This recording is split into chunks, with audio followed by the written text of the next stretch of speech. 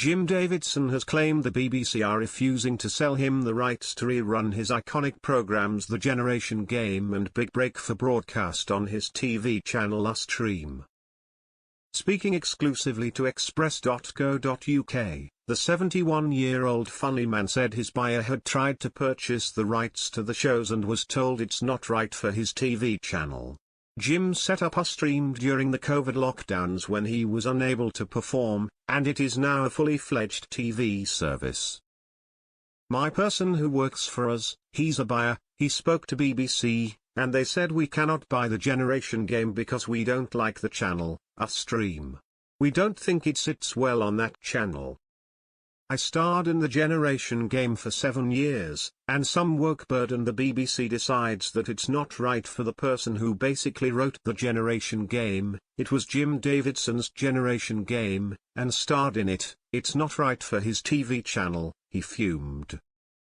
It's the same with Big Break, he said, referring to the hugely popular snooker-based quiz show he fronted for 10 series between 1991 and 2002. No, we don't think the channel is right for that.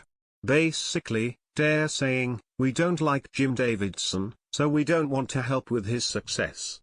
These are the people that gave me £1 million to go away. £1 million of your money. Your BBC licence fee. Because they didn't want to be there anymore, he said. Almost overnight, Jim went from being Mr. Saturday Night with a huge presence on TV, in his own words, he says I was like Bradley Walsh, I was on everything, to being pulled off screens. First losing the Generation Game and shortly afterwards Big Break. At the time, the then BBC controller of programming Lorraine Hedgesy released a statement saying, Jim is a fantastic entertainer who knows how to amuse audiences young and old. He has done a terrific job, and I am sure he will continue to delight viewers with his new ideas for the channel.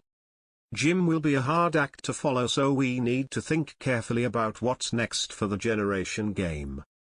However, although it was years before cancel culture became part of the zeitgeist, Jim claims he was effectively frozen out due to political correctness. He'll tell you what happened. The BBC, moved into political correctness.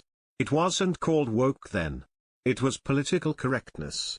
You mustn't tell jokes, you mustn't offend, you mustn't do this. And of course, it didn't sit well with them. South East London boy, married 3 times, Jack the lad, banned from driving.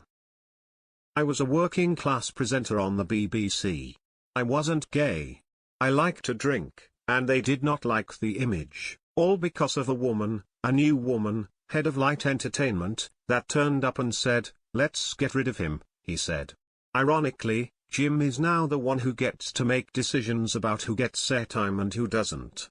He is about to record his 500th episode of his show this week, where he gives his unique take on the world and current affairs, on April 1st.